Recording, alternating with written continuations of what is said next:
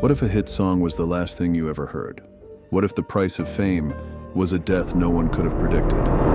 From freak accidents to headline-making tragedies. Gentry of country music duo Montgomery Gentry has been killed in a helicopter crash. Their stories will leave you stunned. Brace yourself for the shocking fates of 90s musicians who died in bizarre ways.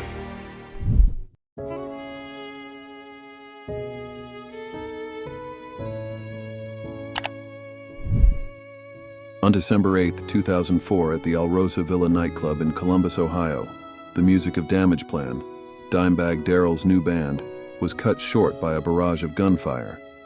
The shooter, Nathan Gale, a 25-year-old former Marine, vaulted a fence and rushed the stage, firing a Beretta 9mm handgun. He shot Darrell 3 times in the head, killing him instantly. Gale, who was diagnosed with paranoid schizophrenia, was obsessed with Pantera and held a delusional belief that the band had stolen his lyrics. That night, he also killed a fan, Nathan Bray, a club employee, Aaron Halk, and a Damageplan crew member, Jeff Mayhem Thompson. The rampage ended when a police officer, James Niggemeyer, arrived on the scene and killed Gale with a single shotgun blast. The tragedy, which occurred on the 24th anniversary of John Lennon's murder, was a brutal and senseless act of violence that sent shockwaves through the music world.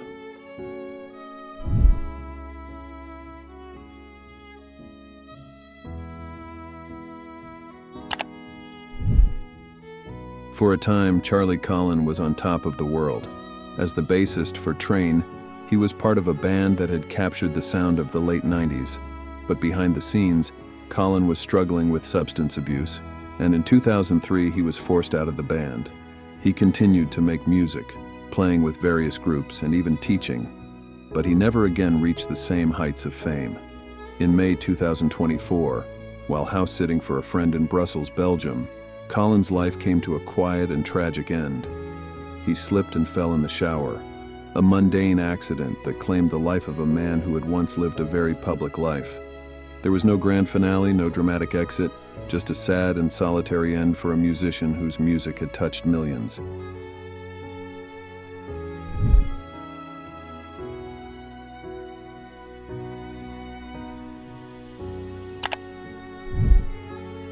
Jeff Buckley's voice was a force of nature, a soaring, ethereal instrument that could break your heart and mend it in the same breath. His 1994 album, Grace, was a masterpiece, a collection of songs that showcased his incredible talent and his eclectic musical tastes.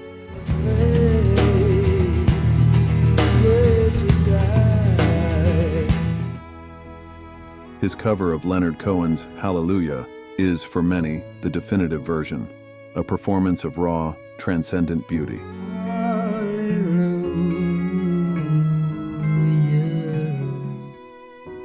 In May 1997, Buckley was in Memphis preparing to record his second album. On the evening of the 29th, while waiting for his band to arrive, he took a spontaneous swim in the Wolf River, a tributary of the Mississippi. He was fully clothed, singing along to a boombox on the shore. A passing boat created a wake, and when his roadie looked back, Buckley was gone. His body was found 6 days later. His death ruled an accidental drowning. He was 30 years old.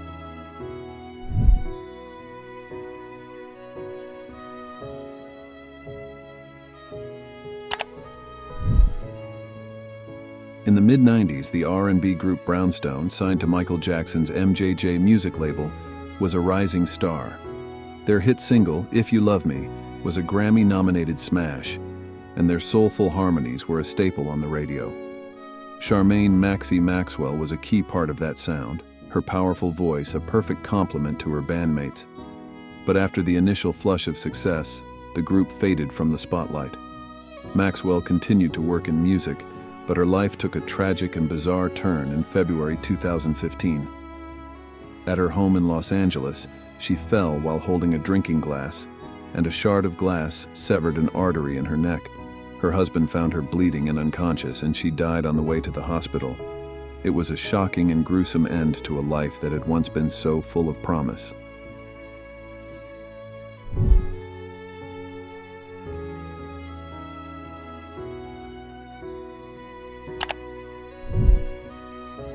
The story of Richey Edwards is one of the most enduring mysteries in rock and roll. As the lyricist and rhythm guitarist for the Welsh band Manic Street Preachers, he was a cult hero, a brilliant and troubled artist whose dark, poetic lyrics resonated with a generation of disaffected youth. He was also a man in deep psychic pain, struggling with depression, anorexia, and self-harm. On February 1st, 1995, on the eve of a U.S. tour, Edwards walked out of his London hotel and vanished. His car was found 2 weeks later at a service station near the Severn Bridge, but his body was never found. Over the years, there have been alleged sightings, theories of a planned disappearance, but no concrete answers. In 2008, he was legally declared dead, but for his family and his fans, the mystery of what happened to Richey Edwards remains.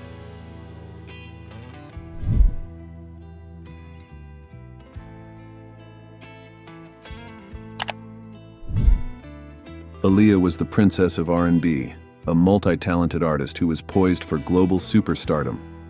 At just 22, she had already released 3 successful albums, starred in a hit movie, and was on the verge of becoming a household name.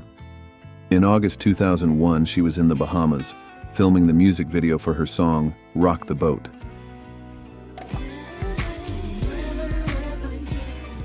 On the evening of August 25th, she and her entourage boarded a twin-engine Cessna 402B for the flight back to Florida.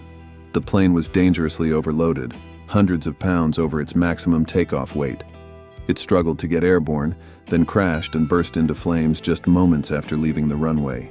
Aaliyah and all 8 other people on board were killed. The subsequent investigation revealed a litany of safety violations and a pilot who was not authorized to fly the plane. It was a preventable tragedy that cut short a life and a career that were just beginning to blossom.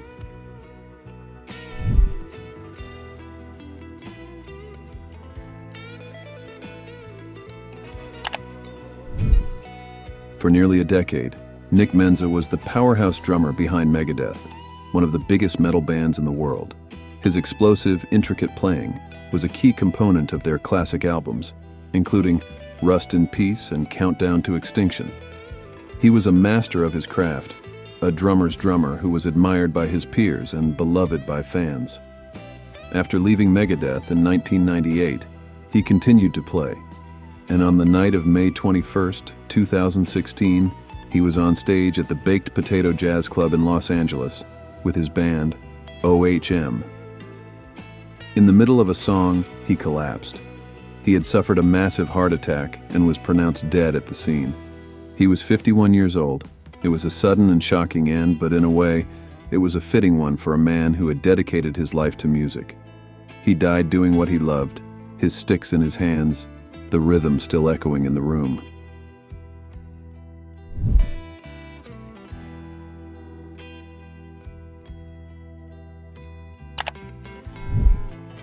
Troy Gentry was one half of the country duo Montgomery Gentry, a band that had carved out a niche for itself with its rowdy, southern, rock-inflected sound.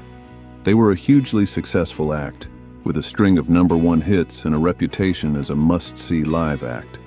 On September 8, 2017, Gentry was scheduled to perform at the Flying W Airport and Resort in Medford, New Jersey. Before the show, he took a helicopter tour of the area, a spur-of-the-moment decision that would prove to be fatal. The helicopter's engine failed, and the pilot, in a desperate attempt to make an emergency landing, cut the engine too soon. The helicopter crashed, killing both Gentry and the pilot. An investigation by the National Transportation Safety Board later cited pilot error as the cause of the crash. It was a tragic and senseless end for a man who was at the top of his game.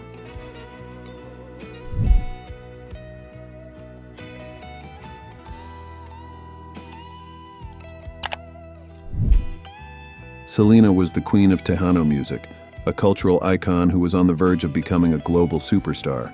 Her music, a vibrant fusion of traditional Mexican sounds and modern pop, had captivated a massive and devoted audience.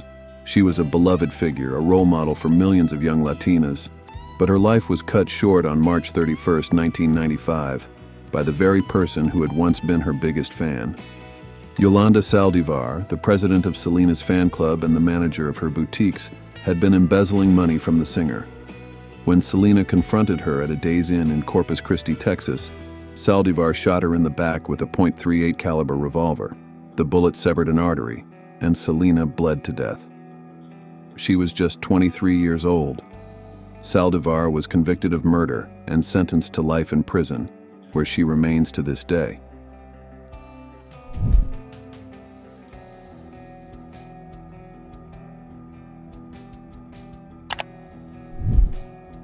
As the bassist for the Deftones, Cheng was a key architect of the band's groundbreaking sound, a unique blend of heavy metal, alternative rock, and shoegaze. His fluid, melodic bass lines were the foundation upon which the band built its sonic cathedrals. But on November 4, 2008, Cheng's life was forever changed. He was a passenger in a car that was involved in a serious accident in Santa Clara, California. He was not wearing a seatbelt and was ejected from the vehicle. He was left in a coma, his brain severely damaged. For more than 4 years, he remained in a semi-conscious state, unable to speak or move. His family and fans held out hope for a recovery, but on April 13, 2013, he died of cardiac arrest. He was 42 years old. His death was a long, slow tragedy, a heartbreaking end to a life that had been so full of creativity and passion.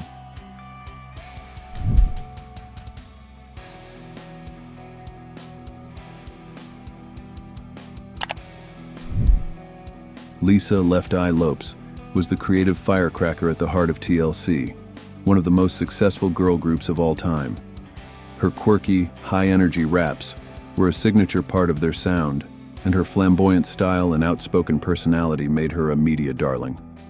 But Lopes was also a troubled soul, a woman who was constantly searching for spiritual enlightenment. In the spring of 2002, that search took her to Honduras, where she was filming a documentary about her spiritual journey. On April 25th, while driving a rented SUV, she swerved to avoid a truck and lost control of the vehicle. The SUV rolled over several times, and Lopes, who was not wearing a seatbelt, was thrown from the vehicle. She died instantly. The entire accident was captured on video by a cameraman who was a passenger in the car. The footage, which was later included in the documentary The Last Days of Left Eye, is a chilling and surreal record of a life that was cut tragically short.